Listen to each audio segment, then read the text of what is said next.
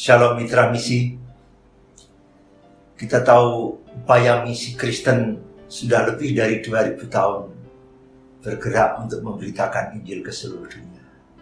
Pertanyaannya, mengapa lebih separuh dunia sampai hari ini masih belum mendengar Injil? Padahal firman Tuhan begitu jelas. Ada amanat agung yang diberikan kepada gerejanya untuk memberitakan Injil ke seluruh dunia. Kita tahu bahwa misi gereja itu harus bersifat holistik dan mencakup 3 strategi dimensi. Yang pertama, misi gereja itu adalah menjangkau seluruh bangsa. Sebagaimana dijelaskan dalam Markus pasal 13 ayat yang ke-10. Tetapi Injil harus diberitakan kepada segala bangsa. Dan yang kedua, misi gereja adalah menginjili yang belum selamat di kelompok suku yang sudah terjangkau. Baik penginjilan kepada sesama suku atau penginjilan kepada suku yang berbeda. Sebagaimana dikatakan dalam 2 Petrus pasal 3 ayat 9. Ia menghendaki supaya jangan ada orang yang binasa, melainkan semua orang berbalik dan bertobat. Dan misi gereja yang ketiga, gereja harus menjadi saksi kedatangan kerajaan Kristus bagi kelompok suku di seluruh dunia. Matius pasal 24 ayat yang ke-14. Dan Injil kerajaan ini akan diberitakan di seluruh dunia menjadi kesaksian bagi semua bangsa. Sesudah itu barulah tiba kesudahannya. Saudara-saudara, dalam pekerjaan misi, ada 2 jenis. Pekerjaan misi yang dapat diselesaikan atau finishable, dan pekerjaan misi yang dikejar atau pursuable. Nah, dua-duanya ini berbicara tentang penyelamatan suku-suku bangsa atau penyelamatan jiwa-jiwa. Pekerjaan misi yang bisa dikejar yaitu menginjili yang belum percaya di antara kelompok suku yang sudah terjangkau tanpa akhir. Sementara pekerjaan misi yang diselesaikan sebagaimana dijelaskan dalam Matius pasal 24 ayat 14, yaitu menjangkau kelompok suku terabaikan adalah tugas yang bisa diselesaikan. Jikalau semua suku bangsa sudah ada kesaksian Injil, maka pekerjaan misi akan segera berakhir dan kedatangan Tuhan Yesus yang kedua kali ke dunia akan terjadi. Nah, itu sebabnya memang dua-duanya ini adalah bicara tentang penyelamatan. Kalau kita mau menyelesaikan pekerjaan misi, maka prioritas utama kita harus kita terlibat kepada pekerjaan misi yang bisa diselesaikan atau finishable, yaitu keterlibatan setiap gereja atau orang percaya dalam penjangkauan kelompok suku terabaikan di seluruh dunia. Sambil kita mengerjakan pekerjaan misi yang bisa dikejar, yaitu menginjili yang belum percaya di antara suku-suku yang sudah terjangkau. Nah, Bapak Ibu sekalian, dalam arah misi dunia kita dibagi dalam 3 cara pandang. Yang pertama, pandangan secara politis, yaitu negara-negara yang secara khusus di bawah PBB mungkin mencapai 234 negara atau lebih. Kita bisa memandang dunia secara jumlah penduduk secara per individu. Jumlah penduduk dunia hari ini mencapai 7, miliar lebih dan terus berlipat ganda. Dan ternyata separuh dari penduduk dunia hari ini belum mendengar Injil. Dari cara pandang yang ketiga, kita melihat dunia dari people group atau kelompok suku.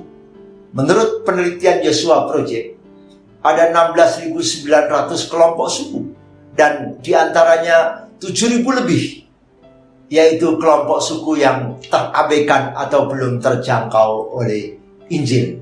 Nah, atau boleh dikatakan 1 dari 4 orang di dunia terpisah dari Injil Yesus Kristus. Mengapa terjadi? Bapak Ibu pernah mencicip atau melihat Coca-Cola? Pada waktu Coca-Cola ini di launching, dia punya visi yang luar biasa. Setiap orang di dunia harus pernah pegang Coca-Cola atau mencicipi Coca-Cola.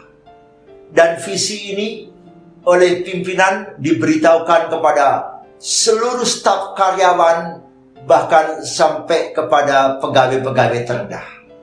Mereka tahu visi perusahaannya, bahwa setiap orang di dunia harus pernah pegang dan minum Coca-Cola.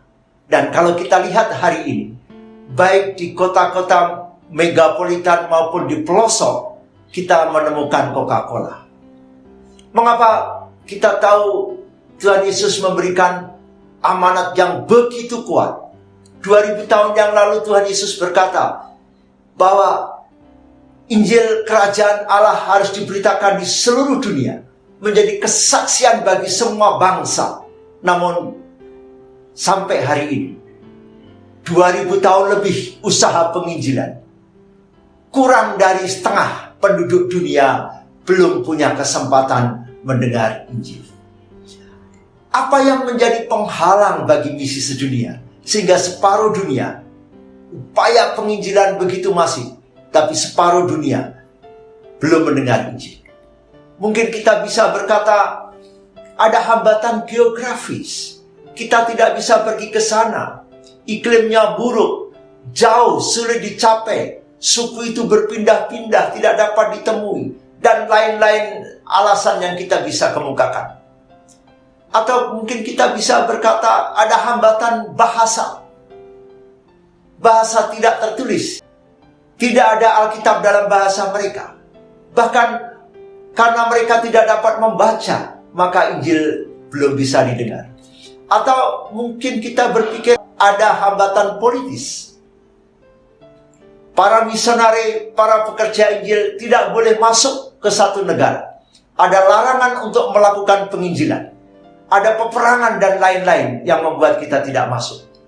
Atau mungkin kita berkata karena ada hambatan budaya. Ada penganiayaan, tertutup pada perubahan. Kekristenan dipandang sebagai agama asing. Atau juga mungkin kita tidak mengenal, tidak dikenal suku itu. Orang percaya tidak mengetahui keberadaan atau kebutuhan kelompok ini. Mereka terisolasi dari masyarakat, sehingga kita tidak mengenal mereka. Itu sebabnya mengapa separuh dunia sampai hari ini belum mendengar Injil. Mungkin kita bisa mengatakan itu tadi adalah hambatan-hambatan. Tapi tahukah Bapak Ibu, ada hambatan dan penghalang yang paling besar. Apa yang menjadi penghalang terbesar bagi misi dunia? Yaitu diri orang Kristen sendiri yang enggan keluar dari zona nyaman dan zona aman budayanya. Mereka sudah nyaman sebagai pengikut Kristus, ibadah dan yakin masuk surga. Tetapi mereka senang di zona nyaman, tidak mau terlibat dalam penuntasan amanat agung. Maka jika kita tidak berfokus kepada suku terabaikan, maka suku yang sekarang terabaikan akan tetap terabaikan. Di sini ada sampul buku tentang Cendela 1040. Lihat pemetaan suku terabaikan 100 tahun yang lalu di bagian sebelah kiri. Dan bandingkan dengan saat ini sampul yang di sebelah kanan pemetaan suku terabaikan. Kira-kira di mana letak perbedaannya? Cendela 1040 yang ditemukan 100 tahun lalu dengan cendela 1040 saat ini hampir tidak ada perbedaan. Kira-kira bagaimana masa depan penginjilan dunia? Akankah masih berlanjut? Lebih dari separuh dunia terus tidak mendengar Injil?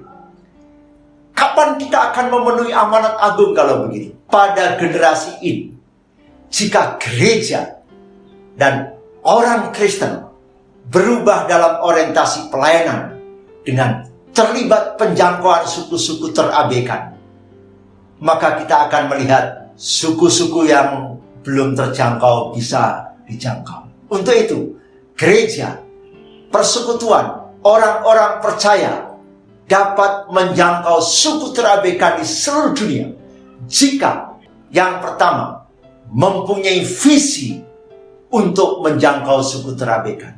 Yang kedua, ada orang-orang percaya yang mau berdoa dengan serius, berdoa dengan kesungguhan untuk menjangkau suku terabekan. Dan yang ketiga, semua orang percaya terlibat dalam pendanaan untuk menjangkau suku terabekan. Yang keempat, gereja atau orang percaya harus sengaja merencanakan untuk menjangkau suku terabekan. Dan yang terakhir, mari kita mempersiapkan tenaga yang siap pergi untuk menjangkau suku terabekan. Temukan bagianmu dalam misi sedunia, sehingga tugas penginjilan dunia segera diselesaikan. Tuhan Yesus memberkati kita semua. Shalom.